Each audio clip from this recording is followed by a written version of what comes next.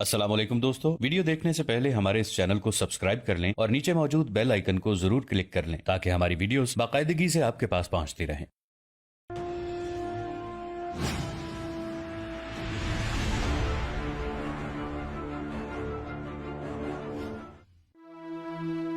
जनूबी एशिया हमेशा से बैरूनी ताकतों की नजरों का महवर रहा है। अल्लाह रब्बुल इज़्ज़त ने इस खत्ते को जिन वसाइल से मालामाल किया है उन पर हमेशा अंग्रेजों ने हरीसाना नजरें रखी और इसी दौलत की कशिश ने उनको आज तक इस खत्ते से अलग नहीं होने दिया। अंग्रेजों ने मुगल शहनशाह जहांगीर के जूतों को बोसे दिए और फिरंगियों के लिए बहरी तिजारत का हुक्मनामा हासिल कर लिया। फिर ईस्ट इंडिया कंपनी के ताजरों ने सूद दर सूद कारोबार शुरू किया और मुसलमानों की सफों में गद्दार पैदा किए। फिर चश्मे फलक ने वो इबरतनाक मंजर देखा कि आखिरी मुगल ताजदार बहादुर शाह जफर को अपने ही मुल्क में दफन होने के लिए 2 गज जमीन भी न मिल सकी। बर्रे सगीर के मुसलमान अपने कांधों पर 800 साला इख्तदार की लाश उठाए फिर रहे थे, मगर उनके लिए कहीं जाए पना नहीं थी। अंग्रेजों ने जिस तरह बर्रे सगीर पाको हिंद में अपने कदम जमाए, उनके असराते बद से हम आज तक महफूज नहीं हैं। आज भी हम उनके महकूम मातूब नजर आते हैं। मुसलमानों की सबसे बड़ी बदकिस्मती यही थी कि वो उनके इरादों को न समझ सके। अंग्रेजों ने जितनी भी जंगें लड़ी वो शुजाअत और हुनरमंदी और सियासी तदब्बुर से नहीं बल्कि अपनी फितरी अय्यारी और मक्कारी से लड़ी। वो बस एक ही हुनर जानते थे कि वतन फरोशों को कितनी कीमत में खरीदा जा सकता है। उन्होंने तारीख के किसी मोड़ पर भी हिम्मत और बहादुरी के जौहर नहीं दिखाए, बल्कि इंसान की फितरी कमजोरियों को परखते हुए अपने आजमूदा नफ्सियाती हथियारों से मुसलमानों के दिलों और हौसलों पर कारी ज़रबें लगाईं, उनके ईमान को जंग आलूद किया। मजीद गजब ये कि मुसलमानों को मुसलमानों के मुकाबले में खड़ा करके पसंदीदा नताइज हासिल किए। आज भी उनका ये खौफनाक खेल जारी है। 1 अरब से ज्यादा होने के बावजूद हम जिल्लत और खारी के गारों में रह रहे हैं। फिरकों में बटी हुई कौम नस्ली तासुब की बिना पर एक दूसरे की गर्दनें काट रही है। अहले ईमान का खून पानी की तरह सड़कों पर बह रहा है, यानी कातिल भी हम ही हैं और मकतूल भी हम ही। एक वहशतनाक अजाब है जो हमारे सरों पर मुसल्लत है। हर एक का अपना खुतबा है, हर एक का अपना मिंबर है, हर एक का अपना किबला है, हर एक का अपना रहबर है। बज़ाहिर 1 अरब हैं हम, अजीमुशान मेला है, मगर हर अहले ईमा आज तन्हा है, अकेला है। आज भी फिरंगियों की वही बिसाते सियासत है, वही मोहरे हैं, वही चाले हैं, बस सिर्फ नाम और चेहरे बदल गए हैं। बुत परस्तों से क्या गिला करें और दुश्मन इस्लाम से क्या शिकायत कि वो तो अपने मिशन पर हैं। मगर आप उन मुनाफिकीन को क्या कहेंगे जो मुसलमानों की सफ़ों में शामिल हैं और अजीब अजीब अंदाज से इस्लाम को नुकसान पहुंचा रहे हैं। न जाने कितने मीर सादिक और मीर जाफर आज भी आस्तीनों में छुपकर मिल्लत इस्लामिया को डस रहे हैं। कागज के बदन थे, मसाइल की धूप में जल गए, मौसम के दिमाग थे, कशमकश की आंच में पिघल गए। हिर्सो हवस या भीख के लिए हाथ फैला दिए कि सदियों से हमारा मिजाज है कि हम ईफाए अहद और जांफिशानी से जी चुराते रहे। सहल पसंदी और बेवफाई ये जहर हमारे जिस्म में इस तरह सरायत कर गया कि हम अपने आप को भी नहीं पहचानते। खुदा बेचा, खुदी बेची, जमी बेची, वतन बेचा, कि बाजारे सियासत में बुजुर्गों का कफन बेचा। नहीं जब बेचने को कुछ, खड़े हैं हाथ फैलाए, कहीं से कर्ज मिल जाए, कहीं से भीख मिल जाए। कयामत से बहुत पहले कयामत का नजारा है, मुसलमानों का अब गैरों के टुकड़ों पर गुजारा है। बहरकैफ ये दास्ताने अलम तो बहुत तवील है। हम बात करते हैं उस सिलसिले की जो आज हम शुरू करने जा रहे हैं, यानी टीपू सुल्तान की। वो टीपू सुल्तान जो अज़्मो इस्तक़लाल का पैकर था। वो न सिर्फ एक बहादुर हुक्मरान था बल्कि आला किरदारी में भी अपनी मिसाल आप था। वो बेहतरीन मुंतजिम था, उसकी इंतजामी इस्लाहात से रियाया खुशहाल थी। वो कैसा मुशफ़्फ़क़ इंसान था कि उसके दौरे हुकूमत में हिंदुओं को तमाम मजहबी, समाजी और सियासी हुकूक हासिल थे। उनकी जानो माल और इज्जत व आबरू महफूज थी। मसावात का दौरदारा था। वो एक अजीम बाप का अजीम बेटा था। उसने शेरों की तरह जिंदगी गुजारी, मगर ये उस मर्द हक की बदकिस्मती थी कि अपनों ने ही उसकी पीठ में खंजर घोंपा, उसको मैदान कारजार में तन्हा छोड़ा। ये उसी के खून की सजा है कि आज तक मिल्लत और कौम शर्मनाक गुलामी पर रजामंद है, और आज भी इन्हीं गद्दारों की नस्ल ममलकत खुदादाद की जड़ें खोखली करने में मसरूफ है। कभी हम फातह आलम थे, अब महरूम आलम हैं, खुद अपनी लाश रखकर सामने मसरूफ मातम हैं। وہ ایک مرد آہن تھا جس نے طاغوتی قوتوں کے آگے سر جھکانے کی بجائے شہادت کو ترجیح دی۔ خود ٹیپو سلطان کے اپنے تاریخی الفاظ تھے، مومن کا مقصود حیات اول و آخر جہاد ہے۔ جن لوگوں نے جہاد ترک کیا وہ دشمنوں کی خوراک بن گئے۔ زندگی کی محبت نے انہیں بزدل اور ناکارہ بنا دیا اور پھر وہ صفحہ ہستی سے مٹا دیے گئے۔ جذبہ جہاد اور اپنی صفوں میں مکمل اتحاد ہی اہل ایمان کی سب سے بڑی سیاسی قوت ہے۔ تو ناظرین، شروع کرتے ہیں وہ کہانی جس کا آپ کو انتظار ہے۔ شیخ ولی محمد صحیح النسل عرب تھا اور وہ قریش کے ایک ممتاز قبیلے سے تعلق رکھتا تھا۔ اس کے آباء و اجداد صدیوں سے مکہ معظمہ میں آباد تھے۔ شیخ ولی محمد ایک متوسط درجے کا تاجر تھا۔ فطرتاً قناعت پسند ہونے کی وجہ سے اس کی زندگی بہت آرام و آسائش سے گزر رہی تھی۔ ایک بار اسے تجارت میں اس قدر نقصان ہوا کہ نوبت فاقہ کشی تک آ گئی۔ بڑے تاجر ولی محمد سے اپنے قرضوں کا مطالبہ کر رہے تھے اور اس کے پاس دینے کے لیے ایک درہم بھی نہیں تھا۔ ایسے سنگین حالات میں ولی محمد نے اپنے احباب سے رجوع کیا تو دوستوں نے اسے انتہائی گمراہ کن مشورہ دیتے ہوئے کہا، ولی محمد، تیری نجات اسی میں ہے کہ تو رقموں کی ادائیگی کے تمام وعدوں سے منحرف ہو جا۔ اس طرح تیرے اثاثے بھی فروخت ہونے سے بچ جائیں گے، بیوی بچے پر غربت و افلاس کے تاریک سائے بھی نہیں پڑیں گے اور اس معاشرے میں تیری شخصیت کا بھرم بھی رہ جائے گا۔ شیخ ولی محمد اپنے دوستوں کا یہ مشورہ سن کر حیران رہ گیا۔ پھر اس کے چہرے پر شدید اذیت اور کرب کے آثار نمودار ہوئے۔ ایک جھوٹے، بددیانت اور خائن کی شخصیت کا بھرم ہی کیا؟ شیخ ولی محمد کا لہجہ بہت اداس تھا۔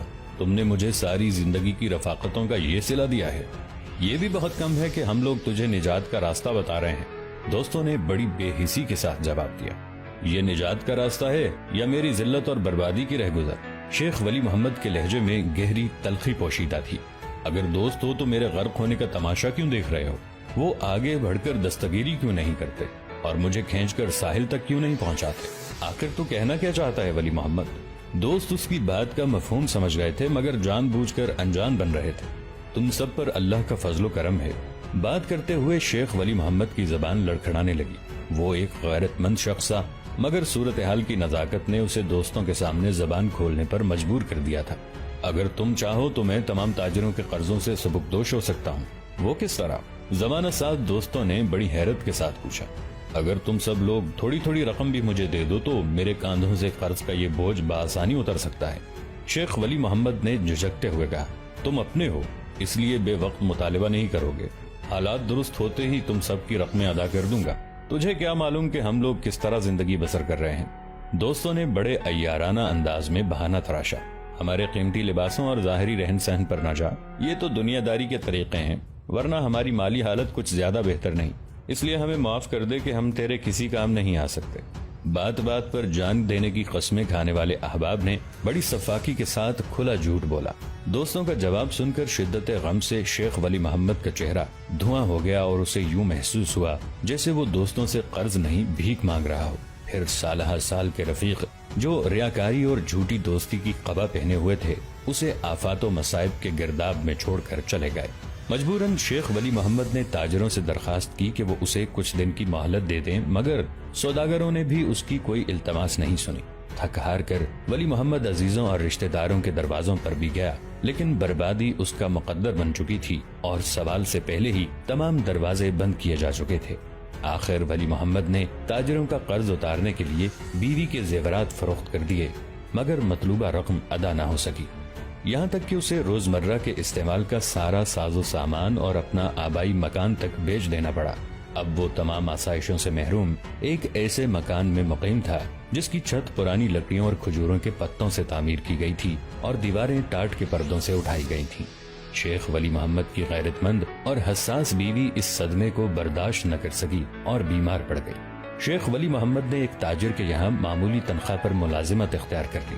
مسلسل فکر اور غم انگیز خیالات نے اس کی بیوی کو دق کے موذی مرض میں مبتلا کر دیا تھا۔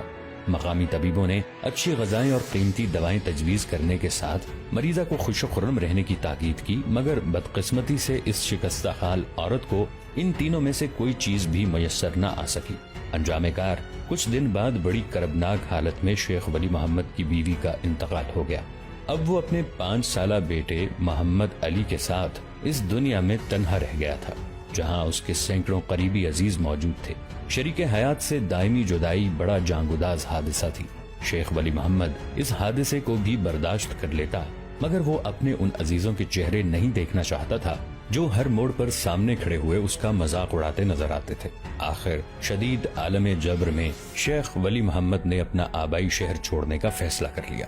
ایک دن اس نے اپنے مالک سے درخواست کی کہ وہ اسے کسی تجارتی قافلے کے ساتھ بغداد بھیج دے۔ مکے کا وہ سوداگر شیخ ولی محمد کی محنت اور دیانتداری سے بہت خوش تھا، اس لیے ایک کام کے آدمی کو کھونا نہیں چاہتا تھا۔ مگر جب شیخ ولی محمد نے اپنی مجبوریاں بیان کی تو وہ بدلے نخواستہ راضی ہو گیا۔ بغداد روانہ ہونے سے ایک دن پہلے شیخ ولی محمد خانہ کعبہ میں حاضر ہوا، نماز ادا کی اور بیت اللہ کی دیواروں سے لپٹ کر گریہ ازاری کرنے لگا۔ اے اللہ، تیری اس نشانی کی قسم، اہل مکہ نے مجھ پر یہ متبرک زمین تنگ کر دی۔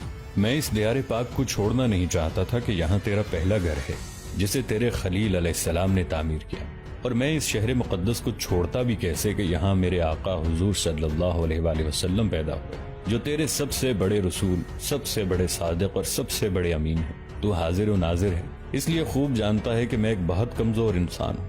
عزیزوں اور دوستوں کا تحقیر آمیز سلوک مجھ سے برداشت نہیں ہوتا۔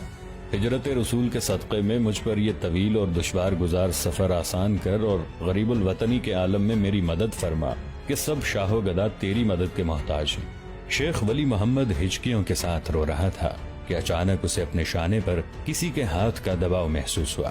وہ چونک کر مڑا، سامنے ایک سفید ریش بزرگ کھڑے تھے جن کے چہرے پر ایک عجیب سی روشنی تھی۔ شیخ ولی محمد بزرگ کو دیکھتا ہی رہ گیا۔ صادق اعظم صلی اللہ علیہ وآلہ وسلم کا غلام ہے تو ہمیشہ سچ بولنا، اور امین اعظم صلی اللہ علیہ وآلہ وسلم کی امت میں ہے تو کبھی خیانت نہ کرنا۔ تو نے لوگوں کو امانتیں لوٹا دیں، اچھا کیا، ورنہ ہلاک ہو جاتا۔ یہ کہہ کر روشن چہرہ بزرگ ایک طرف جانے لگے۔ شیخ ولی محمد حیران تھا کہ ایک اجنبی شخص کو اس کے ذاتی حالات کس طرح معلوم ہو گئے۔ وہ تیز قدموں سے چلتا ہوا بزرگ کے قریب پہنچا اور بڑے مؤدب لہجے میں عرض کرنے لگا، میرا یہ سفر کیسا رہے گا اور کیا میں اپنی کوششوں میں کامیاب ہو جاؤں گا؟ اللہ کے سوا کسی کو معلوم نہیں کہ کل کیا ہوگا۔ بزرگ نے پرجلال لہجے میں کہا، جو کچھ بتایا گیا ہے اس پر عمل کر، رسوا ہونے سے بچ جائے گا۔ بزرگ کا جلال روحانی دیکھ کر شیخ ولی محمد مزید کچھ پوچھنے کی ہمت نہ کر سکا اور دوسرے دن اپنے 10 سالہ بیٹے محمد علی کو لے کر ایک تجارتی قافلے کے ساتھ بغداد روانہ ہو گیا۔ دراصل شیخ ولی محمد بغداد اس لیے آیا تھا کہ یہاں تجارت اور روزگار کے بہتر مواقع حاصل تھے۔ وہ دوبارہ دولت جمع کر کے اپنا کھویا ہوا معاشرتی وقار بحال کرنا چاہتا تھا۔ شیخ ولی محمد کی شدید خواہش تھی کہ اس مقصد میں کامیاب ہو کر مکہ معظمہ واپس لوٹے گا، اور جن عزیزوں اور دوستوں نے گردش کے وقت اسے دیکھ کر حقارت سے منہ پھیر لیا تھا، انہیں بتائے گا کہ وہ ماضی کی تمام تر روایتوں کے ساتھ ابھی زندہ ہے۔ شیخ ولی محمد اپنے ہی سلگتے ہوئے خیالات کے سہارے شب و روز محنت کرتا رہا، مگر کئی سال گزرنے کے باوجود اسے بغداد میں بھی سکون و اطمینان حاصل نہ ہو سکا۔ روز اول کی طرح اس کے سارے خواب تشنہ تعبیر تھے۔ مجبوراً وہ بہتر مستقبل کی تلاش میں ہندوستان پہنچا۔ کچھ سالوں تک دہلی میں جدوجہد جاری رکھی، لیکن جب خاطر خواہ کامیابی حاصل نہ ہو سکی تو ایک مقامی دوست کے مشورے پر دکن چلا آیا۔ یہاں شیخ ولی محمد کی سوئی ہوئی قسمت نے عجیب انداز سے کروٹ لی۔ اب اس کا بیٹا محمد علی جوان ہو چکا تھا۔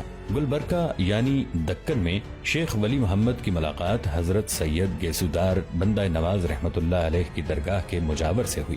حضرت سید محمد گیسودار رحمت اللہ علیہ سلسلہ چشتیہ کے مشہور بزرگ حضرت نصیر الدین چراغ دہلی رحمت اللہ علیہ کے خلیفہ اکبر تھے۔ دکن کے لوگ فرط عقیدت و محبت میں آپ کو بندہ نواز کے لقب سے یاد کرتے ہیں۔ سید گیسو دراز رحمت اللہ علیہ کی بارگاہ کے سجادہ نشین شیخ ولی محمد کو اس لیے عزیز رکھتے تھے کہ وہ قبیلہ قریش کا ایک معزز فرد تھا۔ پھر آہستہ آہستہ یہ قربت گہری دوستی میں بدل گئی۔ محمد علی ایک خوبصورت، تعلیم یافتہ اور صالح نوجوان تھا۔ شیخ ہادی کے دوستوں نے انہیں یہ مشورہ دیا کہ وہ محمد علی کو فرزندی میں قبول کر کے اپنی جوان سال بیٹی کے نازک فریضے سے سبکدوش ہو جائیں۔ شیخ ہادی نے کسی تعامل کے بغیر اس رشتے کو منظور کر لیا۔ شیخ ہادی کی بیٹی سے شادی کے بعد محمد علی کو گلبرگہ یعنی دکن میں ایک خاص مقام حاصل ہو گیا تھا۔ شیخ ولی محمد نے چین کی سانس لی، مگر اس کے سکون کی یہ مدت بہت مختصر تھی۔ محمد علی کے پہلے بیٹے کی پیدائش پر وہ بہت خوش تھا کہ اچانک آخری سفر پر روانگی کا حکم آ پہنچا۔ آخر شیخ ولی محمد چند روز بیمار رہ کر دنیا سے رخصت ہو گیا۔ باپ کے انتقال کے بعد محمد علی گلبرگہ سے ترک سکونت کر کے ریاست بیجاپور چلا آیا۔ یہاں اس نے کئی سال تک پرآسائش زندگی بسر کی، مگر بیجاپور کے زوال کے بعد محمد علی نقل مکانی پر مجبور ہو گیا۔ اب وہ اپنی بیوی اور 4 لڑکوں شیخ الیاس، شیخ محمد علی، شیخ محمد امام اور شیخ محمد کے ساتھ ضلع کولار کی طرف بڑھ رہا تھا۔ کولار میں محمد علی کے بہت سے شناسہ مقیم تھے، اس لیے یہاں اسے کسی قسم کی مالی دشواری پیش نہیں آئی اور وہ غریب الوطن ہونے کے باوجود پرسکون اور آبرومندانہ زندگی گزارنے لگا۔ پھر جب شیخ محمد علی کا انتقال ہوا تو اس کے 3 لڑکے تلاش معاش میں کولار سے نکل کھڑے ہوئے۔ سب سے بڑا بھائی شیخ محمد الیاس اپنی بیوی اور بیٹے شیخ حیدر کو کولار میں چھوڑ کر تنجاور چلا گیا۔ 2 بھائی شیخ محمد امام اور شیخ علی محمد کرناٹک جا کر وہیں ملازم ہو گئے۔ صرف چوتھا اور آخری بھائی شیخ فتح محمد کولار ہی میں مقیم رہا۔ چند سال بعد شیخ حیدر نے راجہ میسور کرشنا اوڈیر کی ملازمت اختیار کر لی۔ میسور کی مختصر تاریخ یہ ہے کہ 1399 عیسوی میں دوارکا سے 2 بھائی وجیارا اور کرشنا رایا جنوب کی طرف سے آئے اور ہڈناڈ میں مقیم ہو گئے، جو میسور کے قریب ہے۔ ہڈناڈ کے راجہ کی بیٹی دیوا جی ایک انتہائی پرکشش شخصیت کی مالک تھی۔ دیوا جی کے حسن کا شوہرہ سن کر قریب و جوار کے کئی راجہ، زمیندار اور جاگیردار اس کے عشق میں مبتلا ہو گئے تھے۔ ان سب میں کاروگ بلی کا راجہ دیوا جی کو جنون کی حد تک چاہتا تھا۔ اس نے کئی بار ارادہ کیا کہ وہ ہڈناڈ کے راجہ کو دیوا جی کے رشتے کا پیغام بھیجے، مگر وہ خاندانی اعتبار سے ہندوؤں کی ایک نیچ ذات سے تعلق رکھتا تھا۔ اپنے اسی احساس کمتری کے باعث کاروگ بلی کا راجہ دیوا جی کے لیے شادی کا پیغام نہ بھیج سکا اور دل ہی دل میں کسی گیلی لکڑی کی مانند سلگتا رہا۔ پھر جیسے ہی کچھ دن بعد ہڈناڈ کے راجہ کا انتقال ہوا، اس کی آتش شوق پوری شدت کے ساتھ بھڑک اٹھی۔ کاروگ بلی کے عاشق مزاج راجہ نے کسی تاخیر کے بغیر ایک ایلچی کو خط دے کر ہڈناڈ کی رانی کے پاس بھیج دیا۔ رانی کاروگ بلی کے راجہ کا خط پڑھ کر غصے سے کانپنے لگی۔ اس کمزاد کی یہ ہمت کیسے ہوئی کہ وہ ایک اعلیٰ نسب خاندان سے رشتے کے بارے میں سوچ بھی سکے؟ کاروگ بلی کے ایلچی نے رانی ہڈناڈ کا ایک لفظ راجہ کے گوش گزار کر دیا۔ اپنے ذوق ہوس کی تکمیل کے لیے ایک بہانہ اس کے ہاتھ آ گیا تھا۔ فوجی نقطہ نظر سے ہڈناڈ ایک معمولی ریاست تھی۔ راجہ کاروگ بلی نے رانی کی اس کمزوری سے فائدہ اٹھایا اور ایک مختصر سی جنگ کے بعد ہڈناڈ پر قبضہ کر لیا۔ اب اس کے راستے میں کوئی دیوار حائل نہیں تھی اور وہ علل اعلان دیوا جی سے جبری شادی کی تیاریاں کر رہا تھا۔ اس قدر سنگین لمحات میں وجیارا اور کرشنا رایا کی عیار عقل نے بڑے عجیب گل کھلائے۔ ان دونوں شاطر بھائیوں نے رانی ہڈناڈ کو یقین دلایا کہ وہ کسی بھی حال میں اس بد نصیب راجہ کی کوششوں کو کامیاب نہیں ہونے دیں گے۔ آخر وجیارا اور کرشنا رایا نے بڑی ہوشیاری سے ایک منصوبہ بنایا اور عین شادی کے دن راجہ کاروگ بلی کو قتل کر دیا۔ یہ خبر سنتے ہی مقتول راجہ کی فوج بدحواس ہو کر بھاگ کھڑی ہوئی۔ پھر کچھ دن بعد وجیارا نے دیوا جی سے شادی کر لی اور ہڈناڈ کا راجہ بن گیا۔ جب تک وجے نگر کی سلطنت قائم رہی، ہڈناڈ کی ریاست سر جھکا کر اسے خراج ادا کرتی رہی۔ پھر جیسے ہی وجے نگر کا زوال ہوا تو راجہ اوڈیر نے اپنی گردن سے غلامی کا طوق اتار پھینکا اور 1566 عیسوی میں سرنگا پٹم کو میسور کا دارالحکومت بنا دیا، مگر یہ ریاست زیادہ دن تک اپنی آزادی برقرار نہ رکھ سکی اور سلاطین بیجاپور کی باج گزار بن گئی۔ جنوبی ہند کی اسلامی ریاستیں ہمیشہ ایک دوسرے سے برسر پیکار رہتی تھیں اور مرہٹوں کے ساتھ مل کر مغل سلطنت کے لیے خوفناک سیاسی مسائل پیدا کرتی رہتی تھیں۔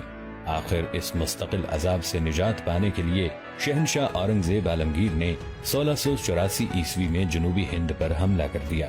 3 سال کی طویل خونریزی کے بعد یہ سیاسی مہم اپنے انجام کو پہنچی اور 1687 عیسوی میں ہندوستان کے سیاسی نقشے سے بیجاپور کی سلطنت کا وجود مٹا دیا گیا اور مغل فوجیں تمام جنوبی ہند پر قابض ہو گئیں۔ عالمگیر نے جنوب کے نئے انتظام کے لیے 2 صوبیداریاں قائم کی، ایک ارکاٹ کی، دوسری سرا کی۔ سرا کا صوبہ بالا گھاٹ میں تھا جس میں میسور واقع ہے۔ سرا کا پہلا مغلیہ گورنر قاسم خان کو بنایا گیا جس نے میسور فتح کیا تھا۔ اس کے بعد ذوالفقار خان گورنر مقرر ہوا۔ اسی کے عہد میں مسلمان میسور کے گرد و پیش میں آباد ہونے لگے۔ دوستو آج کے لیے اتنا ہی. اسی کہانی کی اگلی قسط کے ساتھ بہت جلد حاضر ہوں گے. نیچے کامنٹ سیکشن میں اپنی رائے کا اظہار ضرور کیجیے گا. ہمارے اس چینل کو سبسکرائب کر کے نیچے موجود بیل آئیکن کو بھی ضرور کلک کیجیے گا. اگلی ملاقات تک کے لیے ہمارا اور آپ کا اللہ نگہبان.